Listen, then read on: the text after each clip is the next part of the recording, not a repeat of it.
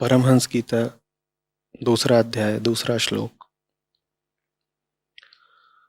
राजन, लौकिक व्यवहार के समान ही वैदिक व्यवहार भी सत्य नहीं है, क्योंकि वेद वाक्य भी अधिकतर गृहस्थ जनोचित यज्ञ विधि के विस्तार में ही व्यस्त हैं।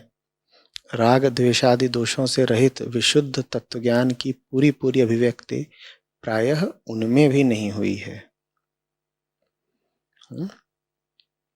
राजन, लौकिक व्यवहार के समान ही वैदिक व्यवहार भी सत्य नहीं है, क्योंकि वेद वाक्य भी अधिकतर गृहस्थ जनोचित यज्ञ विधि के विस्तार में ही व्यस्त हैं। राग द्वेषादि दोषों से रहित विशुद्ध तत्वज्ञान की पूरी पूरी अभिव्यक्ति प्रायः उनमें भी नहीं हुई है। तो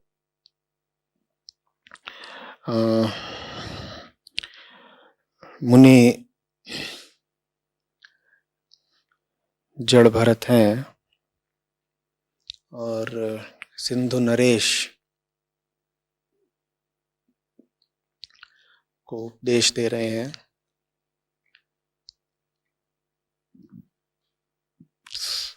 इसके पीछे की कहानी कुछ लोगों को पता होगी, बाकियों के लिए बताए देता हूं।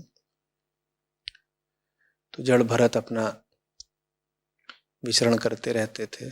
वास्तव में भरत ऋषि थे, पर वो अद्वैत ज्ञान की उस अवस्था में विचरण करते थे जहाँ बाहर से वो मोहमान राग द्वेष आदि से मुक्त होकर के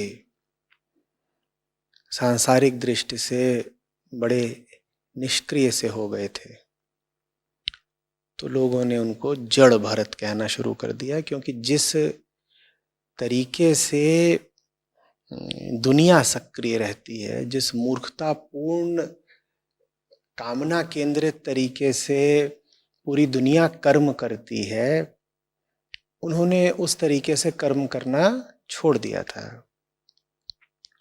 तो संसारी लोगों की दृष्टि में वो जड़ प्रतीत होते थे, तो लोगों ने उनका नाम रख दिया जड़ भरत। तो ऐसे ही जड़ भरत अपना कहीं घूम घाम रहे थे। तो वहां से सिंधु देश के राजा थे, उनकी सवारी निकली, पालकी में थे। तो लोगों को पता चला कि भाई एक कहार की और ज़रूरत है। तो राजा के कारिंदे गए, ये मुनि दिखाई दे रहे थे और स्वस्थ सुडौल शरीर के थे। तो राजा के लोग इन्हें पकड़ लाए कि बोले चलो तुम जरा राजा के कहार बन जाओ। तो मुनि निर्विरोध भाव में विचरण करते थे। उन्होंने कहा ठीक है, करे लेते हैं। ले आए तो अपना राजा की पालकी में जुत गए। अब चलने लगी पालकी, तो मुनि एक एक कदम देख कर चले। वो ये देख करके चले कि सामने जमीन पर कहीं कोई कीड़ा मकोड़ा आ न जाए, उनसे पांव से दब न जाए। बाकी सब कहार तेजी तेजी चले तो पालकी असंतुलित हो जाए। तो राजा को क्रोध आया। तो बाकी कहारों ने बोला कि ये जो नया आपने अभी अभी हमारे साथ लगवा दिया है कहार, यही ठीक नहीं चल रहा, इसी की वजह से पालकी डगमग हो रही है। तो राजा ने फिर क्रोध में आकर के जड़ भरत को कुछ व्यंग्यात्मक बातें बोल दी और उसके बाद कुछ ऐसी भी बातें बोल दी कि भाई तुमको दंड दे देंगे और क्रोध में और ये सब। तो फिर उसके बाद जड़ भरत ऋषि ने राजा को यथार्थ तत्व का उपदेश दिया। वही उपदेश परमहंस गीता में वर्णित है और बहुत सुंदर उपदेश है। आशा करता हूँ सबने ही पढ़ा होगा। जिन्होंने नहीं पढ़ा हो वो अभी भी पढ़ लें। बिल्कुल सारात्मक है, अति संक्षिप्त है और एकदम मर्म मात्र की बात है।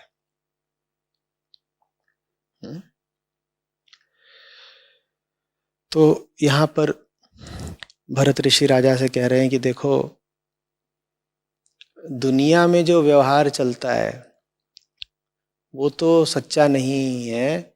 वेदों में भी जो व्यवहार बताया गया है वो भी अधिकांश सच्चा नहीं है, क्योंकि वेद भी अधिकतर बस वही बातें बताते हैं जो गृहस्थों के काम की हैं। अब इसमें वेदों का क्या दोष भाई?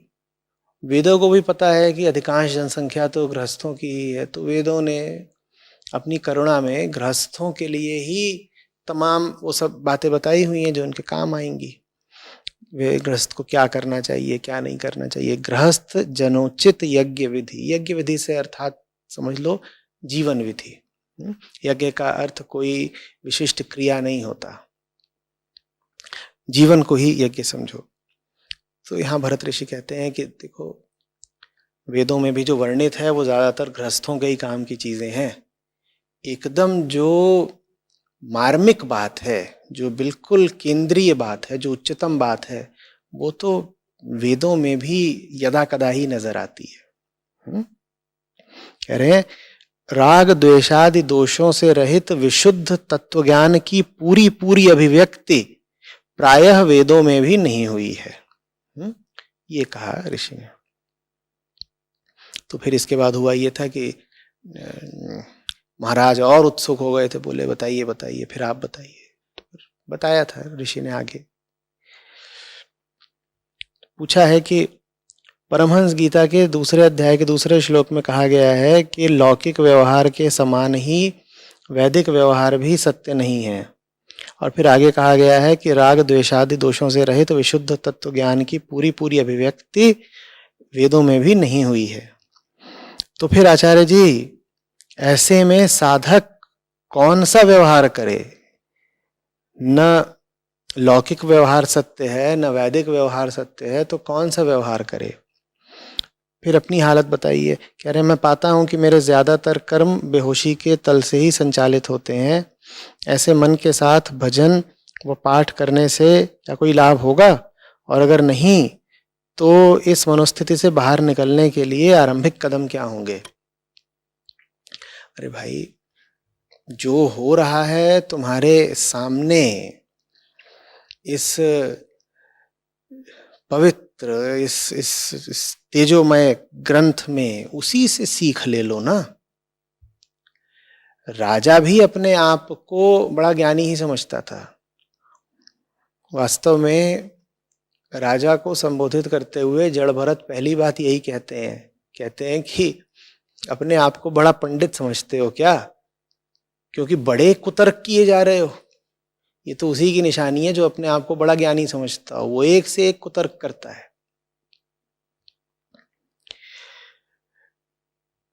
राजा ने भी निश्चित रूप से ग्रंथों का पाठ तो किया ही होगा। राजा ने भी निश्चित रूप से ग्रंथों का पाठ तो किया ही होगा, लेकिन उसके बाद भी उसकी हालत ऐसे ही रह गई कि ऋषिवर को ना पहचान पाया और सम्मान देना तो दूर रहा, उन पर बिगड़ रहा था, उनको दंड देने की धमकी दे रहा था। अंततः राजा को लाभ किससे हुआ? उसकी पंडिताई से, उसके द्वारा अर्जित ज्ञान से, या ऋषि के सानिध्य से? ऋषि के सानिध्य से ही लाभ हुआ ना। तो बस यही है उत्तर। पूछ रहे हो वैदिक व्यवहार करें लौकिक व्यवहार करें? तुम ये व्यवहार कर लो कि जिनसे वेद उद्भूत होते हैं तुम उनकी संगति कर लो, तुम उनकी संगति कर लो। शास्त्र भी कहीं से आ रहे हैं। बिल्कुल ठीक बात है कि वेद अपौरुषेय हैं, कहते हैं कि वेद ब्रह्मा से उतरे थे, लेकिन वो जो बिंदु है जहां से वेद उठते हैं, जहां से वेद फिर प्रस्फुटन और उच्चारण पाते हैं, वो बिंदु सब मनुष्यों में नहीं जागृत होता, और वो बिंदु तो निराकार है। तो उस बिंदु को तुम यूं ही कहीं नहीं खोज पाओगे। उस बिंदु को पाने का सिर्फ एक ही तरीका है, उस बिंदु की निकटता पाने का सिर्फ एक ही तरीका है कि किसी ऐसे को खोज लो जिसमें वो बिंदु प्रकट हो गया हो, जिसमें वो बिंदु अभिव्यक्ति पाने लग गया हो। उसकी संगति के अलावा और कोई तरीका नहीं होता। किताब बाद में आती है ना, किताब से पहले वो आता है जो किताबों का रचयिता है। अगर आत्मा से भी उठे हैं सब वेद और दुनिया की सब पुस्तकें, कहते हैं ना कभी कि आसमान से उतरी थी, कभी कहते हैं किसी और दिव्य स्रोत से आई थी, तो भी वो आत्मा प्रमुख हुई ना, वो किताबें तो नहीं, वो आत्मा ही प्रमुख हुई ना, जहां से सारी किताबें आ रही हैं।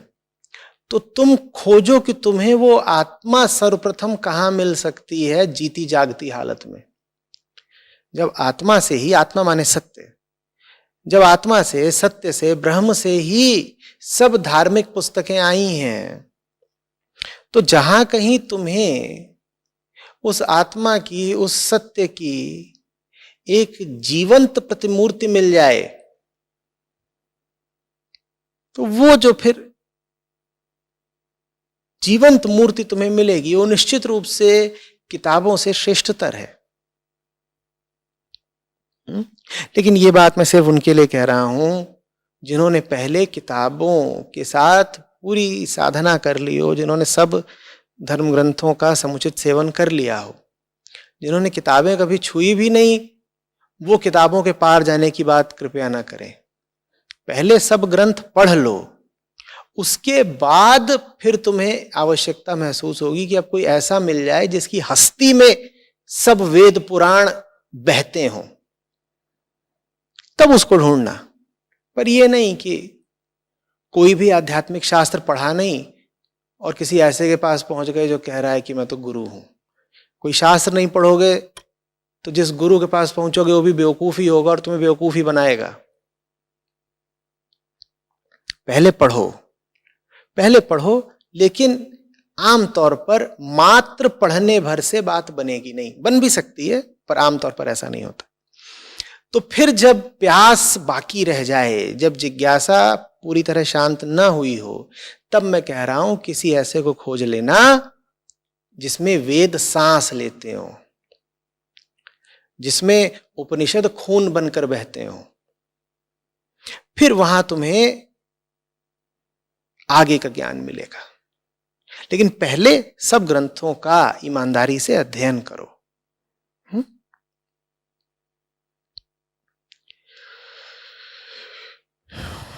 फिर पूछा है कि मेरे ज्यादातर कर्म बेहोशी के तल से ही संचालित होते हैं, तो क्या मुझे भजन और पाठ करने से कोई लाभ होगा, और अगर नहीं तो इस मनोस्थिति से बाहर निकलने के लिए आरंभिक कदम क्या होंगे? आरंभिक कदम तुम ले चुके हो।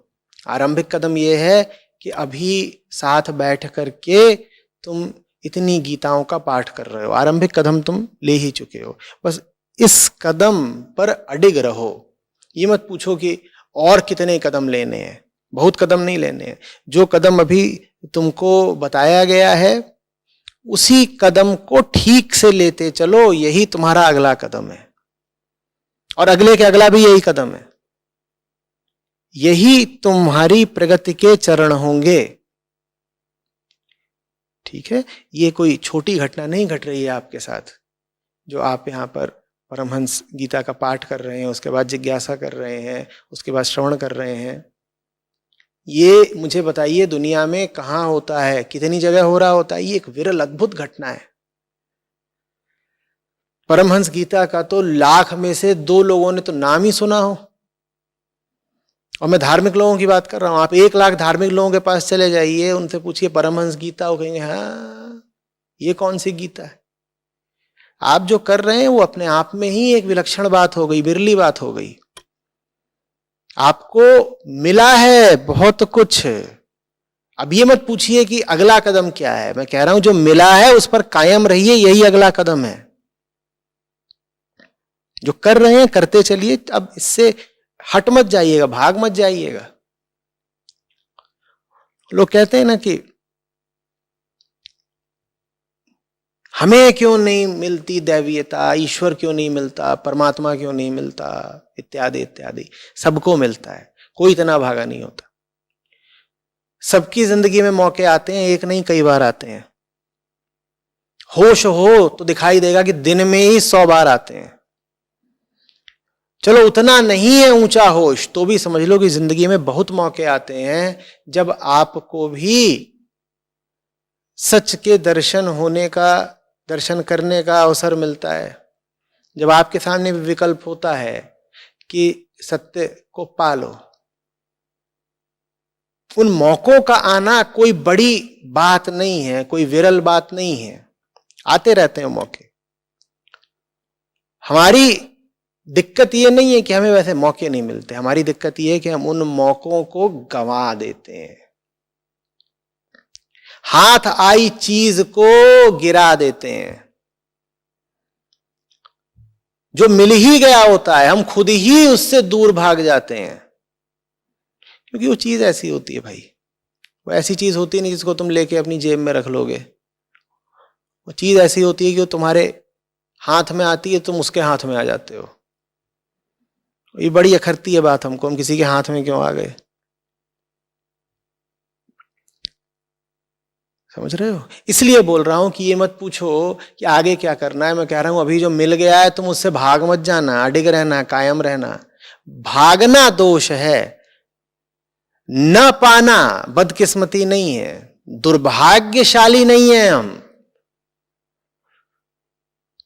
हम दुर्बुद्धिशाली हैं। मत कहना कि दुर्भाग्य लगा है तुम्हें दुर्बुद्धि लगी है। सौभाग्य बरस रहा है, तुम डर के मारे छतरी लगा देते हो, तुम्हारी हालत खराब हो जाती है, भग लेते हो।